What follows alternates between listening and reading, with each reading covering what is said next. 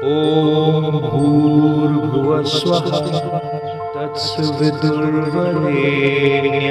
भर्गो देवस्य धीमहि धियो यो नः प्रचोदयात्।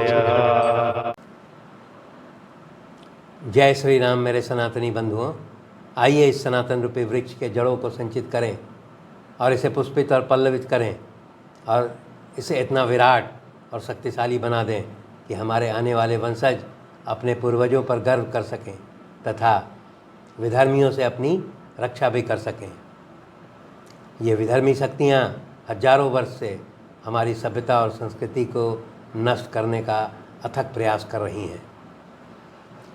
पिछले अंक में हम लोगों ने अध्ययन किया कि रावण जो है वो एक उसिरबीज नाम के देश में भ्रमण करते हुए देखता है कि वहाँ का राजा मरुत जो है वो यज्ञ कर रहे हैं, तो वो उस यज्ञ स्थल पर जाता है। क्योंकि राजा मरुत यज्ञ कर रहे थे इसलिए उससे युद्ध नहीं करते हैं और अंत में फिर वो रावण इनको पराजित घोषित करते हुए और बहुत सारे ऋषियों का वो भक्षण करने के पश्चात वहाँ से प्रस्थान करता है। इसके पश्चात वहाँ से मरुत को पराजित करने के बाद रावण जो है बहुत सारे क्षत्रिय राजाओं के यहाँ जाता है और उन्हें वो पराजय स्वीकार करने के लिए कहता है, जिसके कारण बहुत सारे राजा जैसे दुष्यंत, सुरथ, गाधी, गय, राजा पुरुरवा इत्यादि जो है वो अपना पराजय स्वीकार कर लेते हैं।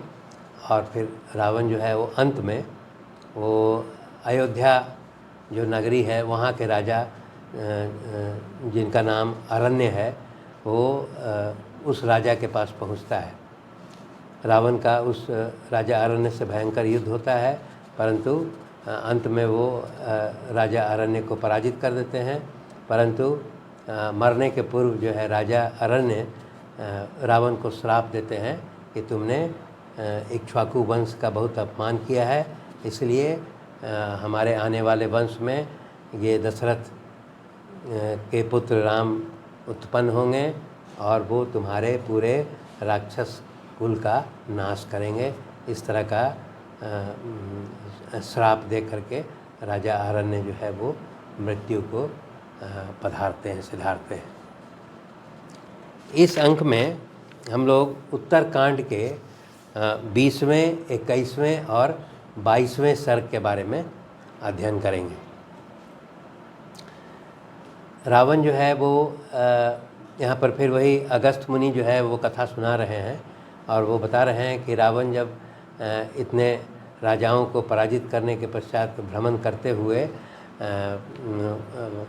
वो मर्त्यलोक में भ्रमण कर रहा है, तब उसको रास्ते में जो है वो नारद मुनि दिखाई पड़ते हैं और नारद मुनि उन्हें समझाते हैं कि तुम तो बहुत पराक्रमी हो और तुमने इतने लोगों पर विजय पा लिया है, इसलिए तुम्हें ये इस मृत्यु लोक में मनुष्यों का वध नहीं करना चाहिए। क्योंकि वो बताते हैं कि ये मनुष्य लोक में जो है बुढ़ापा और सैकड़ों रोगों से ग्रसित लोग यहाँ पर रहते हैं और उसके पश्चात यहाँ यूँ ही जो है भूख और प्यास और बुढ़ापा, विषाद, शोक, विवेक शक्ति इत्यादि की बहुत कमी होती है। इसलिए तुम्हारा जो है तुम वीर पुरुष हो, इसलिए तुम्हें ये मृत्यु लोक के लोगों पर अत्याचार नहीं करना चाहिए। वो ये कहते हैं यहाँ के लोग दुख से अपने स्वयं पीड़ित रहते हैं, इनके नेत्रों से आंसू बहते रहते हैं और मनुष्य लोक जो है वास्तविक में मोहग्रस्त होकर के परमार्थ से भ्रष्ट हो गया है। इसीलिए वो रावण को समझाते हैं कि इस मृत्यु लोक का विनाश करने से तुम्हारा यश के वृद्धि नहीं होगा। वो नारद मुनि समझाते हैं कि अगर तुम में शक्ति है तो तुम यमराज को अपने काबू में कर लो और जब तुम यमराज को अपने काबू में कर लोगे तो वो पूरे पृथ्वी पर तुम्हारा विजय माना जाएगा और उसको जब इतना समझाते हैं तो रावण जो है नारद के बताए अनुसार वो कहता है कि मैं अब यमराज का वध करने के लिए और युद्ध करूंगा। और वो फिर दक्षिण दिशा में यमराज जहाँ निवास करते हैं वहाँ की ओर प्रस्थान करता है। और उसके पश्चात यहाँ पर नारद जी जब जो है वो रावण को इस तरह का समझाते हैं, इसके पश्चात उन्हें भी ये इस बात का वो जिज्ञासा हो जाती है कि जो यमराज जो है वो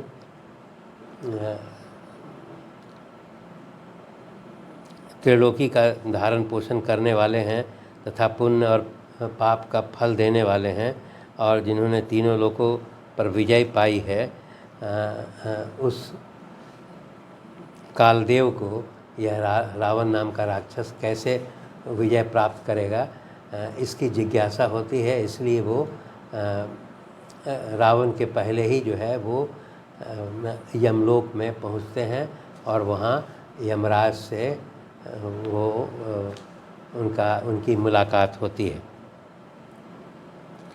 यमलोक में जब पहुंचते हैं नारद जी, तब यमराज जी जो हैं वो आतिथ्य धर्म के अनुसार नारद मुनि का जो है अर्घ इत्यादि से स्वागत करते हैं। और तब नारद मुनि जो है यमराज महोदय को बताते हैं कि हालांकि आपको तो जीतना बहुत कठिन है, परंतु एक दशग्रीव या रावण नाम का राक्षस जो है वो आपको पराजित करने के लिए यमलोक में पधार रहा है। इसीलिए वो बोलते हैं कि चूँकि ये एक प्रकार का संकट है, इसीलिए नारद जी बोलते हैं कि मैं आपको यह सूचना देने के लिए आ गया हूँ। इसके पश्चात वो जो है रावण जो है या दशग्रीव जो है यमलोक में पहुँचता है। जब रावण जो है यमलोक में पहुँचता है तो वहाँ पर देखता है कि जो बहुत से प्राणी जो है अपने पुण्य और पाप के अनुसार जो है वहाँ अपने कर्मों का फल भोग रहे हैं। वहाँ वो देखता है कि जिन लोगों ने पाप किया है उसके लिए वहाँ यातना गृह है और उसके बाद बहुत सारे भयानक यमदूत हैं जो जिन्होंने पाप किया है उसको उन प्राणियों को मारते हैं और उसको क्लेश पहुंचाते हैं। इस प्रकार का वो यमलोक में रावण देखता है। वह देखता है कि जो बहुत सारा जो पाप किया हुआ व्यक्ति है वो रक्त से भरा हुआ वैतरणी नदी पार करने के लिए उसको विवश किया जाता है और उसी प्रकार बहुत सारे लोगों को तपी तपाई बालू पर जो है वो चलने के लिए बाध्य किया जाता है। इस तरह वो रावण देखता है कि सैकड़ों और हजारों जो है वो प्राणी जो है वो यमलोक में उनको यातना दिया जा रहा है। इस तरह का वो यमलोक में देखता है। दूसरी तरफ रावण यह भी देखता है कि वैसे कुछ पुण्यात्मा जीव जो अपना जीवन में पुण्य कार्य किए हैं वो अच्छे अच्छे घरों में रहकर संगीत और वाद्यों की मनोहर ध्वनि से आनंदित होते हुए वो देखते हैं कि उसी प्रकार फिर वो देखते हैं कुछ वैसे पुण्यात्मा लोग जो गोदान करते हैं वो उनको गोरस वहाँ मिलता है, अन्न देने वाले को अन्न वहाँ प्राप्त है और उसी प्रकार गृह प्रदान करने वाले लोगों को वहाँ पर सुंदर गृह मिल करके उनको यमलोक में रखा जाता है। रावण जब ये यमलोक का दृश्य देखता है तब वो अपने शक्ति के आधार पर वो इन सभी यातना भोगने वाले प्राणियों को अपने बल से मुक्त करा देता है। जब रावण इन प्राणियों को यातना गृह से मुक्त करा देता है तब फिर जो यमलोक के जितने प्रेत लोग थे, वे सभी जो है वो रावण पर कुपित हो जाते हैं और उस पर आक्रमण कर देते हैं। और ये जितने यमलोक के जो प्रेत हैं वो विभिन्न प्रकार के शस्त्रों से, जैसे परासों, परिधों, शूलों, मूसलों, शक्तियों तथा तोमरों के द्वारा जो है वो रावण पर आक्रमण करते हैं और उसके पुष्पक विमान पर भी आक्रमण कर देते हैं। परंतु चूँकि पुष्पक विमान जो है वो दिव्य है, वो नष्ट होने वाला नहीं है, इसलिए उसका कोई नुकसान नहीं होता है। तब इसके पश्चात जो है जब रावण के जो मंत्री थे, राक्षस मंत्री थे, वो देखते हैं कि प्रेत लोग जो आक्रमण कर रहे हैं, तो रावण के मंत्री भी जो है वो विभिन्न वृक्ष, पर्वत, शिखर इत्यादि उखाड़ करके और उसके पश्चात वो यमलोक के प्रेतों से युद्ध करने लगते हैं। इस प्रकार रावण के वे मंत्री और यमराज में भयंकर युद्ध होने लगता है। और युद्ध होने में फिर यहाँ पर रावण जो है अपने विभिन्न अस्त्रों से जो है यमराज के सैनिकों पर शूल, गदा, प्रास, शक्ति, तोमर, वान, मूसल, पत्थर और वृक्षों से वर्षा करके उनको घायल करने लगता है। दूसरी ओर जो है वो यमलोक के प्रेतगण भी जो है वो विभिन्न प्रकार के शस्त्रों से रावण पर आक्रमण करते हैं, जिससे रावण का कवच जो है वो कटकर गिर जाता है। उसके शरीर से रक्त की धारा भी बहने लगती है और वो जब रक्त की धारा बहने लगती है तो वो पुष्पक विमान छोड़ करके और पृथ्वी पर खड़ा हो जाता है। और तब इसके पश्चात जो है वो एक अपना जो बहुत उसका महत्वपूर्ण शस्त्र था, जिसका नाम पाशुपत नाम का दिव्य अस्त्र का प्रयोग करता है और उस पशुपतास्त्र का प्रयोग करके और वो वाण जो है वो छोड़ देता है। उस पशुपतास्त्र के आक्रमण से जो है बहुत सारे जो सैनिक हैं यमलोक के वो वहाँ पर दग्ध हो जाते हैं। इसके पश्चात वहाँ जब यमराज देखते हैं कि उसके सैनिक सब जो है मारे जा रहे हैं, तब वो बहुत क्रोधित होते हैं और अपने लिए रथ मंगवाते हैं। उनके आदेश के आलोक में जो है एक सारथी जो है वो यमराज का जो है वो दिव्य रथ लेकर के पहुंचता है और वो यम देवता जो है उस दिव्य रथ पर सवार होकर के और रावण से युद्ध करने के लिए आगे बढ़ते हैं।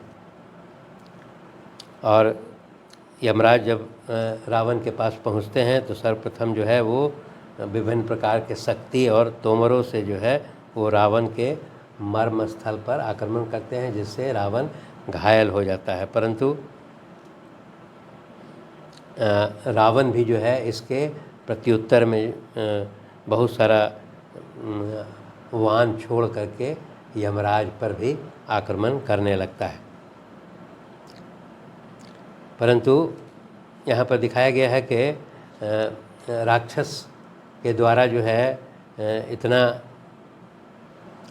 वाण से प्रहार किया गया था कि वो यमराज जो है वो घायल हो गए थे और उसका प्रत्युत्तर देने में समर्थ नहीं थे। यहाँ पर दिखाया गया है कि वो रावण और यमराज में लगातार 7 दिन और 7 रात्रि में भयंकर युद्ध होता रहा और दोनों जो है वो बहादुर के रूप में लड़ते रहे, कोई भी पराजित नहीं होते थे। और इस प्रकार यमराज और राक्षस में भयंकर युद्ध जो है वो लगभग 7 दिन चलता रहता है। तब यहाँ पर मृत्यु को 4 बाण मारते हैं, रावण मारता है और 7 बाणों से जो है यम के सारथी को मार करके घायल कर देते हैं। और इसी प्रकार फिर जल्दी जल्दी कई लाखों बाण से जो है वो यमराज के मर्म स्थान को भी घायल कर देता है। जब इतना आक्रमण हो जाता है रावण के द्वारा, तब मृत्युदेव जो है वो यमराज से अनुरोध करते हैं कि आप मुझे युद्ध करने की आज्ञा दीजिए, मैं आज ही इस पापी राक्षस को मार डालता हूँ। मृत्युदेव जो है वो कहते हैं कि मैंने जो है हिरण्यकश्यपु, नमुची, संबर, निसंधि, धूमकेतु, विरोचन कुमार, बलि, शंभु नामक दैत्य, महाराज वृत्त तथा वानासुर और कितने ही शास्त्रवेत्ता, राजर्षि, गंधर्व, बड़े बड़े नाग, ऋषि, सर्प, दैत्य, यक्ष, अप्सराओं और इत्यादि को जो है इन लोगों का मेरे द्वारा वध किया जा चुका है। इसलिए मृत्युदेव जो है वो यमराज से युद्ध का आज्ञा मांगते हैं, परंतु यमराज जो है वो कहते हैं कि तुम ठहरो, मैं स्वयं ही इस राक्षस का वध कर दूंगा। और उसके पश्चात वो यमराज जो है वो एक अमोघ काल दंड जो है वो अपने हाथ में ले लेते हैं। काल दंड जो है एक इस प्रकार का शस्त्र है जो कि काफ़ी वो घातक है और वो उसका कोई भी प्रतिकार नहीं कर सकता है। काल दंड जो है वो लेकर के जब रावण पर आक्रमण करने के लिए यमराज जो है तैयार होते हैं, तब वहाँ पर पितामह ब्रह्मा प्रकट हो जाते हैं और ब्रह्मा जो है वो यमराज महोदय से कहते हैं कि तुम इस कालदंड का प्रयोग जो है रावण पर मत करो और उसका रावण का वध नहीं करो।